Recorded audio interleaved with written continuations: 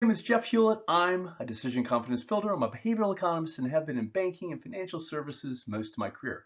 I'm also a faculty member at James Madison University, and I'm a personal finance author. In our last two vidcasts, we walked through the 7-point car buying process and building decision confidence. In today's vidcast, I highlight several best practices to help supercharge your car buying experience. These best practices will add to your decision confidence. Car buying is surprisingly complex. Auto buying has many criteria in deciding what is important to you. Plus, there are thousands of potential alternatives and financing questions. Then, negotiating with the salesperson adds even more spice. Car buying is one of many important life decisions benefiting from a consistent, repeatable decision process. So, here is my happy car buying friend again. She is awesome. She used my book, Making Choices, Making Money, and the smartphone tools to make a great car buying decision. Now, we jump into the best practices. Here's a reminder about the helpful resources we discussed in an earlier vidcast. They include choice architecture tools like Definitive Choice and our auto buying workflow. We also went through lenders, lender and car data aggregators, plus my book and other content. Loading the smartphone app we recommended is helpful at this point. It comes with my book. It is good to start familiarizing yourself with the app and some of the other resources before jumping into car buying mode. Also, please refer back to the vidcast and the website materials often.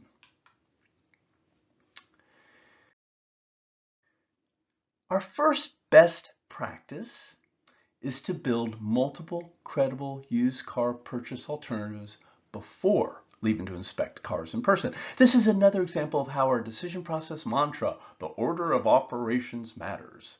The car buying workflow and the car decision-making app are good resources to organize your alternatives. Inputting the used car data from marketplace apps is a good starting point.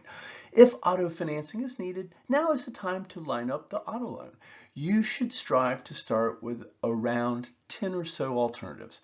Check out the best practices page on the Curiosity Vine for more info on costs and financing. There's certainly more to buying a car than cost. You will need to trade off or weigh many factors such as model, size of engine, handling performance, color, storage, tech, and many others. You may use the helpful decision software to help you weigh your alternatives.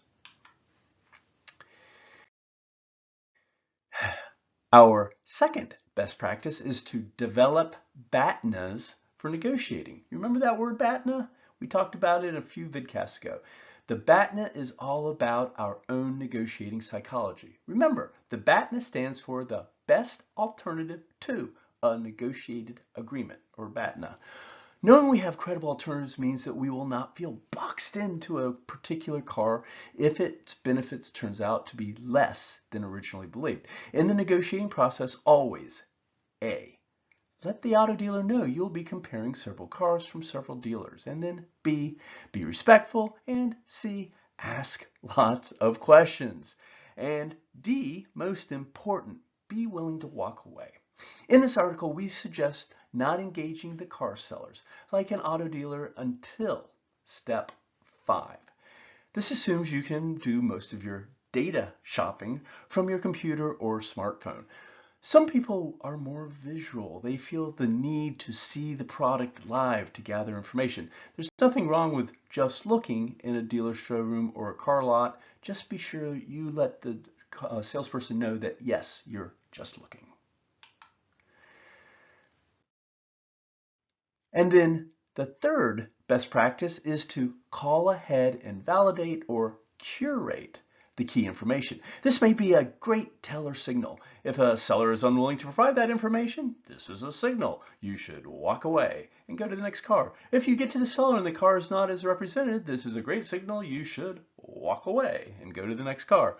By the way, be aware, if the advertised car alternative is not available, but the seller suggests another, this is a classic bait and switch. The Federal Trade Commission regulates that, and it is illegal to bait and switch.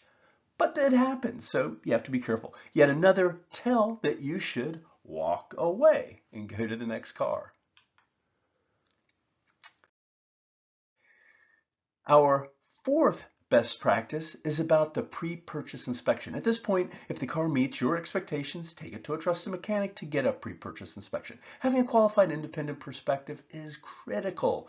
A pre-purchase inspection provides an itemized and priced list of maintenance needs. If the seller is unwilling to release that car for inspection, this is a signal. You should walk away and go to the next car. If the pre-purchase inspection reveals significant defects, still yet another signal to walk away and go on to the next car.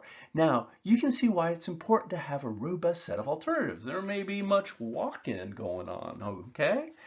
The good news is you can quickly determine a tell and limit your time investment. Determining defect significance is judgmental. I anchor my judgment by asking the mechanic this revealing question. Would you buy this car for your son or daughter? Also, use the pre-purchase issue cost to negotiate the price. If the pre-purchase inspection defects are not too significant and you are ready to buy, it's still likely the inspection revealed minor deferred maintenance issues needing to be fixed. Use this to negotiate the price with the seller. At this point, my advice is be reasonable. Used cars do have normal maintenance needs. As a rule of thumb, I seek to split the difference between the cost of repairs with the seller as a reasonable middle ground. Now, the fifth best practice is to be aware of the used car source. Many new car dealers sources their car inventory from new car trade-ins. Those are great. Many used car dealers source their car inventory from auto auctions like Manheim. Be careful with the auto auction source cars. There are a few challenges. A, the time the dealer has to inspect the car before it comes down the auction line is limited. They may not catch all the defects before they buy the car for their lot. And then B, these cars are often auctioned from bank repossessions. It is more likely the previous owner of a repossessed car did not take quite as good care of it as maybe you would have liked. Also, consider Facebook Marketplace or other buyer-seller direct marketplaces.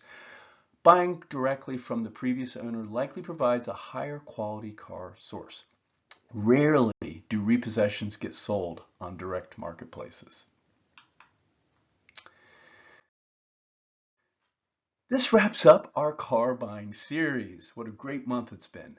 Please check out all the vidcasts for a high-impact summary of the car buying process. As always, achieving conviction in your confidence and great personal finance outcomes starts with a consistent, repeatable decision process. Car buying is one of many great examples and can be helpful for routinizing all your personal finance decision needs. Check out my book for suggestions and access to the tools to help you create a lifetime of great personal finance decisions. But until next time, you've got this.